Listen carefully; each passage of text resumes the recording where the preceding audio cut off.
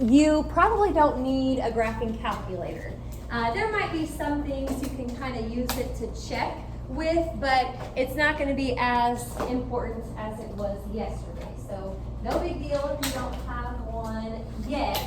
And I did get some new batteries, so they're all updated on batteries. We won't have that issue again.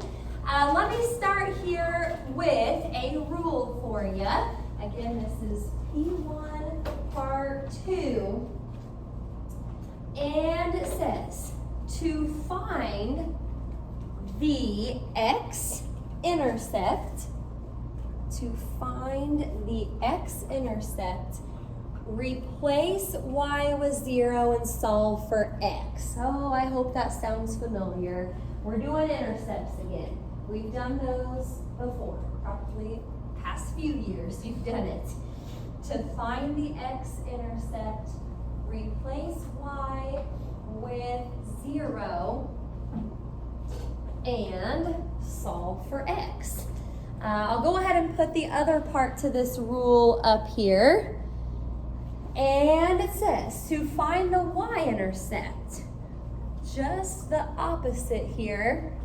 To find the y-intercept, replace x with 0 and solve for y. So you're always replacing the opposite variable. To find the x-intercept, replace y with 0. To find the y-intercept, replace x. Now I'm going to put one more little thing up here about intercepts. This is just kind of how we should write them as our answer. Intercepts are always written as ordered pairs. Intercepts are always written as ordered pairs. So that's how we will do it. Alrighty, that should be the last of the rule part of it. I think we'll just get to some directions and then some examples, and this is pretty much the only thing that we're doing today. So we can use that rule all day long. All right, I'll go ahead and put those directions up. Let me know if you aren't quite ready for them. It says, find any intercepts algebraically. So that just means by hand, showing your work, of course. Find any intercepts algebraically. Make sure you show your work, how you got them. And it also says up there you can use your graphing calculator to check. So you could probably graph it, and obviously the x-intercept should be where it crosses the x-axis. Y-intercept should be where it crosses the y. But just use it to check, because sometimes it's not going to be exact. We want to make sure you know how to do it algebraically. Okie doke. We will start with this one, number 1. Y equals 2x squared plus 1. Let's not grab our calculator yet. Let's see if we can do this algebraically first, like the directions say. And if you want to check it after that, you can. So I'm going to just kind of break apart here the board, do the x-intercept over here, y-intercept over there, and so I'll start with the x. Remember, the rule said to find the x-intercept, replace y with 0. Okay, so let's do that. Wherever we see y, plug in a 0. And now we just have to solve it for x. So here goes nothing. Subtract 1. Okie dokie. Now it says -1 equals 2x squared. We see the square, and at some point we need to get rid of that. But before we do that, we should actually divide by 2 first, just to kind of get that x part by itself. So I kind of switch things around a little bit up here. I've got x squared equals negative 1/2. But how do I get rid of the square here? Square root, yeah. But that's a problem. I go to square root, and you can't square root a negative in the real world of numbers. So actually, no x-intercept. That would be it for that side. Now we're going to come over and do the y-intercept next. So there should be one of these, I think. We're going to replace x with 0 and solve it for y. Now technically, by order of operations, you should be squaring the 0 first, which would be 0, multiplying it by 2, it's still 0, and then 0 plus 1 is just 1. So let's try to write them as ordered pairs. Remember, for the y-intercept, since it says y equals 1, you need to put a 1 for the y, but you should put in a 0 for the x, because that's what we did. We plugged in a 0 for x. All right. Again, if you wanted to type that in, graph it, you could. It's just a parabola shifted up one, a little bit skinnier than usual, but that's why it doesn't have an x-intercept, because of that shift. All right, let's keep on rolling. Stop me if you have any questions. Example 2. Y equals x squared minus x minus 6. X squared minus x minus 6. All right, this one looks fun. Let's come over here and start the x-intercept. Alrighty, and again, if you're finding the x, replace the y with 0. So 0 equals x squared minus x minus 6. Now, normally, we would just try to get x by itself, and then we would solve it that way. But this has an x squared and an x. This is actually a quadratic equation. Now, there's a lot of ways that you could solve a quadratic. Anybody remember what's possibly the easiest and quickest way to solve a quadratic? Does this look familiar, like something you could do to it? Yeah, very good. It's always exciting when I get to my first factoring problem of the year, and here it is. I've got x squared x and a number, so yeah, I'm going to try to factor this and see what happens. This is what I would always call nice factoring because of the coefficient out front, it's just 1.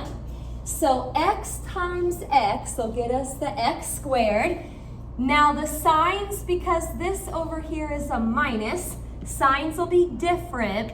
And I don't know if anybody factored over the summer, but I'm going to try to remind you real quick of how this works. With nice factoring, you want to pick two numbers that multiply to negative 6 and add to negative 1. What would those be?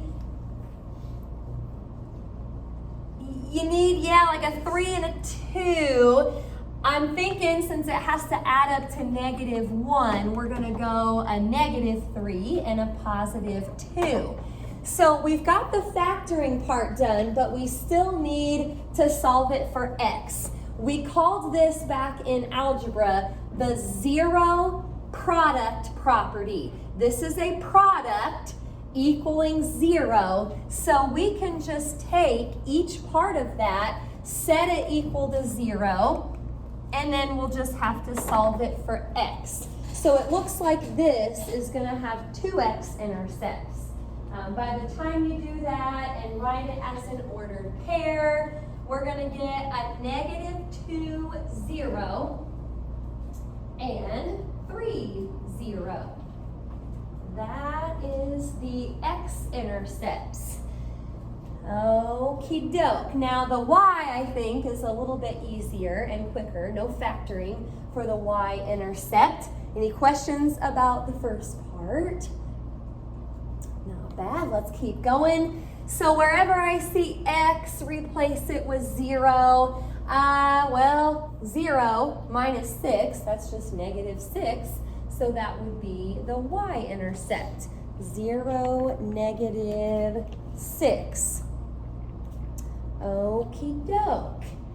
Not too bad. A couple quadratics to get us started. Now I've got a few more examples to do. We're going to get into some equations that have a little bit more going on. So make sure you're still with me here. Number 3. Okay. Y equals x times the square root of 25 minus x squared. Yikes. X times the square root of 25 minus x squared. Well, let's see what we can do. X-intercept, just like the rest of them, you're going to set y equal to 0 and then solve for x. Now, this looks a little bit weird. You know, on the last problem, I might go back to that here real quick. Remember this step on the last problem, how it was a product equaling 0, you broke it apart and then solved? Actually, that's kind of the same thing we're going to do right here. I know that you don't see parentheses, but technically, this is a product. These two things are being multiplied together since they're right next to each other. This is a product equaling 0. So we're going to break that apart just like the rest of them, set them equal to 0, and then solve for x. Now the first part is already solved for x, so that's kind of nice. We're going to have an x-intercept at 0, 0. So that is one of them. We're going to see if we get any more x-intercepts from this side. Okay, now first of all, everything over here is under a square root. We need to square both sides to get rid of that square root first. So I'm going to scribble out the square and the square root. And of course, 0 squared is still just 0. Now I can solve this for x.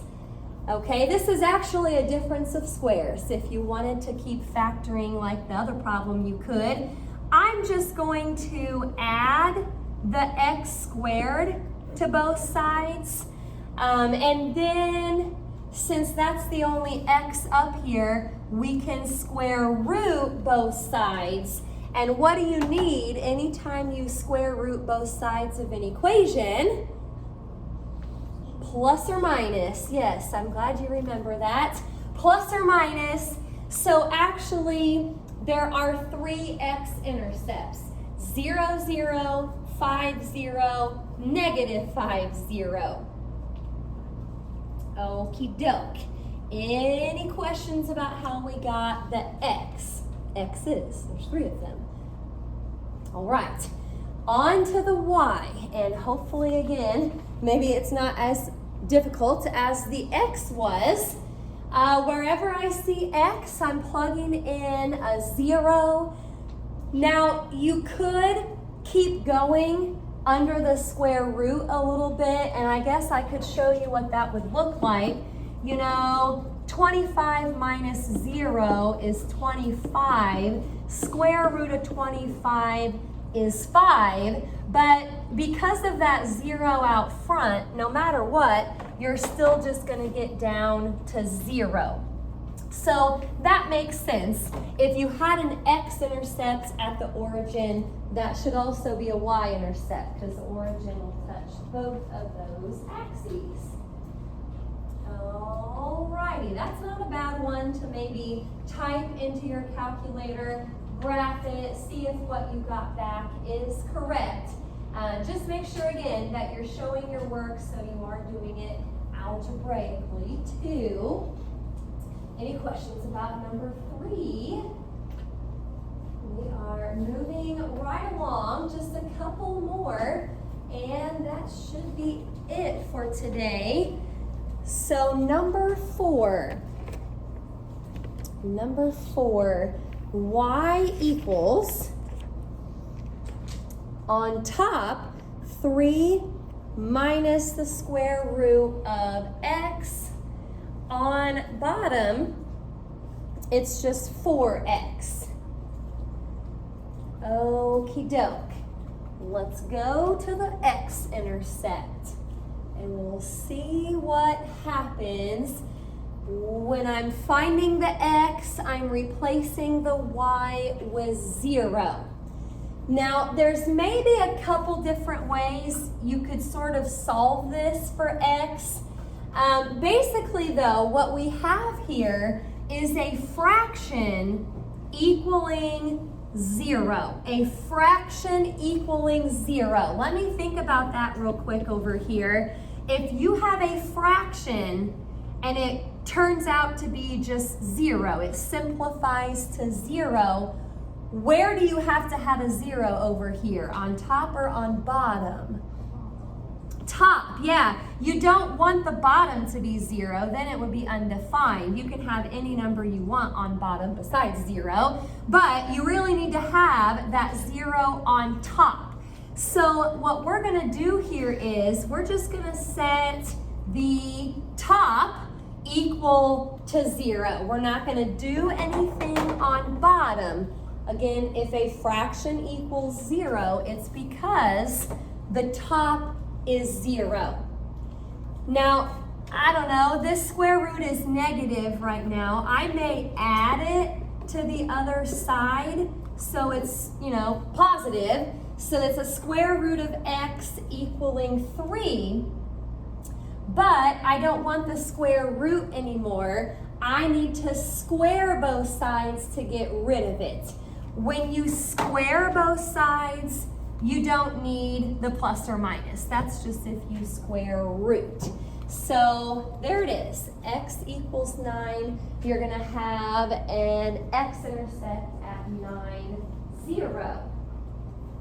That's good. Later on in calc, we're going to be using that whole fraction equaling 0 thing.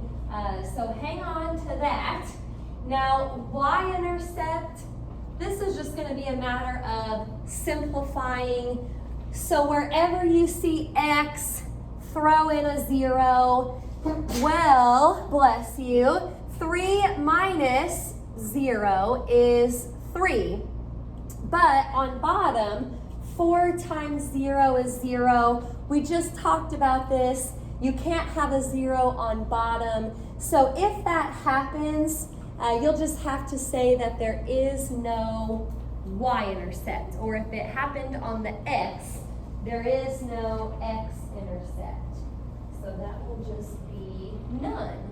Make sure that you don't put your answer is 0 over there. It does not cross at 0. It just doesn't cross the y-intercept or the y-axis at all. All right. I'm going to do just one more here. You're going to have plenty of homework time today, so that's not too bad. Stop me if you have any questions. Last problem, number 5. Y equals the quantity x minus 2 times the square root of x squared plus 1. Okie doke, x-intercept. Here goes nothing. Replace y with 0. Now, this is another one that looks kind of weird, but if you look at what you really have here, this is another product equaling 0. It has to be a product in order to break it apart like this. It's called the zero product property. So let's try it. Setting each one of those equal to 0, we just need to solve for x. Alrighty, shouldn't be too terribly bad. On this side, we are going to add 2. So that's just x equals 2. 2, 0 is the intercept from that part. Now, you might be able to kind of look at this equaling 0, and you might be able to kind of see what's going to happen. Technically, to solve it, though, you would have to square both sides first to get rid of the square root. Then subtract 1, and then square root both sides, but you can't square root a negative. Now, I'm gonna catch myself real quick here. I was almost tempted to put none, but you maybe don't wanna say none because you did get an x-intercept. You got 2, 0. You just didn't get a second one. So I'm just gonna say, didn't get one on there, but that's all right. I still have this as an x-intercept. All right, y-intercept, here we come. Wherever you see an x, now we're going to replace it with 0. You kind of have to simplify the parentheses and the square root separately a little bit at first. So the 0 minus 2 is just -2. And for the square root, you get a 0 plus 1 underneath, which is just 1. Square root of 1 is 1, and 1 times -2 is just -2. So the y-intercept is 0, -2. Not too bad here. Any questions about what we learned today, sort of, for the intercepts? Got a little bit more review there. Well, I'll put the assignment up. Now, there is one problem that I would like to do together. It's number 26, and I may go ahead and do that now while I've kind of got the video still going for the people at home. That way, you know, they can kind of see how 26 works also. It's a little different than what we had in the notes. So I'll let you copy that down and open up your books, and we'll get that one done together.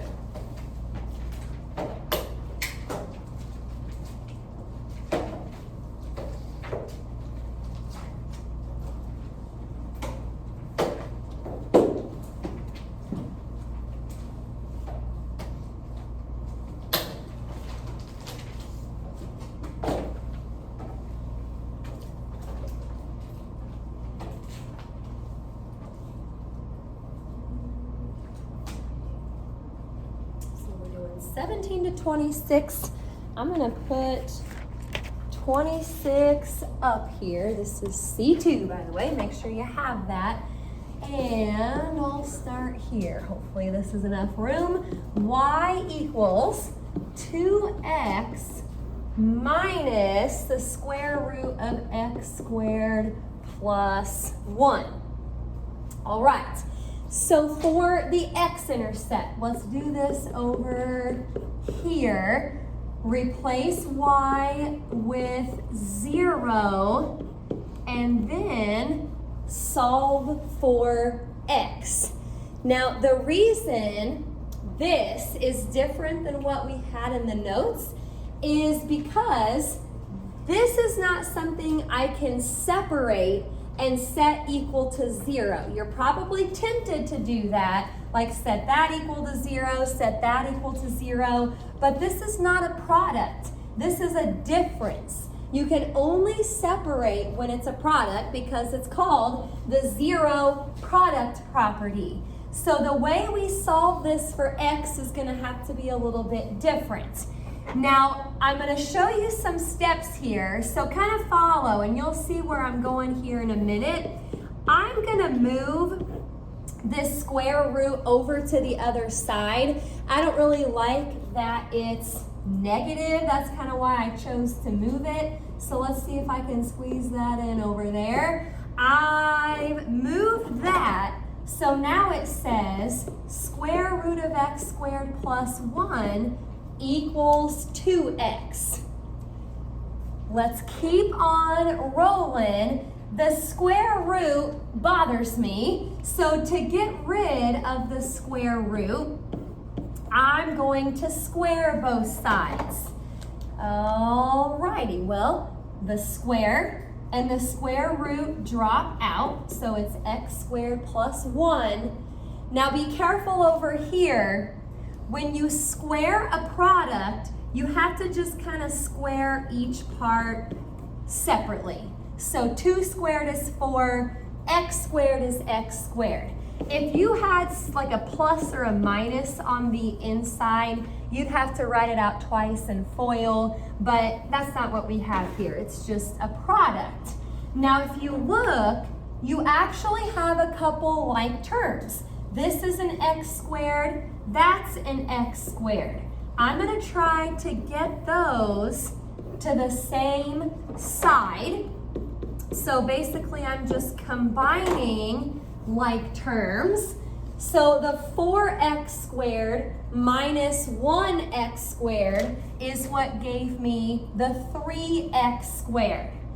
Now I need to divide by 3 next so that I can sort of get this x, or x squared, by itself. So I'm gonna have to come up here to make more room. Now we've got x squared equaling 1/3. So the last thing or two we're gonna have to do here is square root both sides. I know I'm gonna have to put a plus or minus there. And if you think about square rooting a fraction, I'm gonna do a little bit of work out to the side here. You're basically going to square root the top and bottom separately. So square root of 1 is just 1. Square root of 3 is just square root of 3. But we learned from trig last year that we don't want to leave a square root on bottom. This was called rationalizing our denominator. So we're going to multiply by the square root of 3 on top and bottom. And remember, square root of something times the square root of the same something is just the something. And then by the time we write it as ordered pairs, I'm just gonna break apart the plus or minus there. Those would be the x-intercepts. Now, the y-intercept is not bad. I'm gonna let you guys do the y. Just replace the x's with 0 and you should be able to just simplify. Let me know if you need any help with that part.